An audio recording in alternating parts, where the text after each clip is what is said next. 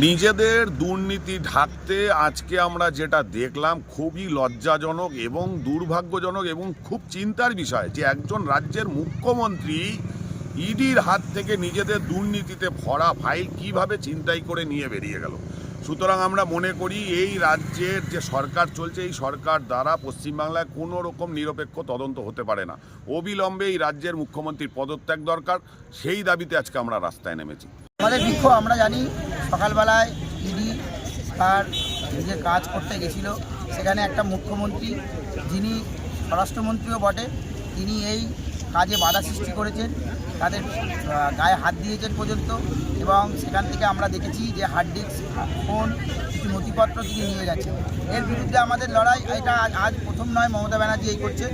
যখনই কোনো অপরাধ হয় আমরা আগে দেখেছি পুলিশকে কালীঘাটের থানার ভিতরে বেঞ্চের তলায় লুকিয়ে যেত। তো মমতা ব্যানার্জি সরকারের এটাই কাজ, মমতা ব্যানার্জিরও এটাই কাজ যে অপরাধ করবে তাকে, যাতে সে যদি তৃণমূলী হয় তাকে যেভাবে পারবে সে আটকানোর চেষ্টা করবে, সে যেন কোনোরকমভাবে গ্রেপ্তার না হয়। আপনারা কি সন্দেহ করছেন, কি নিয়ে গেছে? আমরা সন্দেহ করছি যে আইপ্যাক দীর্ঘদিন ধরে যে অভিসন্ধি করে এসেছিল এবং গণতন্ত্রকে যেভাবে হত্যা করছিল, এই ভুয়ো ভোটার চারিদিকে যেভাবে ছড়িয়েছিল, রেহেঙ্গাতে যেভাবে ভোটার লিস্টের নাম ছিল, এই সমস্ত তথ্য তাদের কাছে ছিল বুথ ওয়াইজ। সেই তথ্যগুলো মমতা ব্যানার্জি দেখছে ইডির হাতে চলে গেলে আগামী যে SIR-এর কর্মকাণ্ডেতে এখন কোটি কোটি লোকের নাম বাদ যাচ্ছে, এটা সংখ্যা আরও বাড়তে পারে। এই ভয় থেকে মমতা ব্যানার্জি সেইগুলোকে চুরি করে নিয়ে চলে গেছেন ওখানে। নাম? আমার নাম তন্ময় দে। ফলো করুন চ্যানেল নিউজ বাংলা টিভি।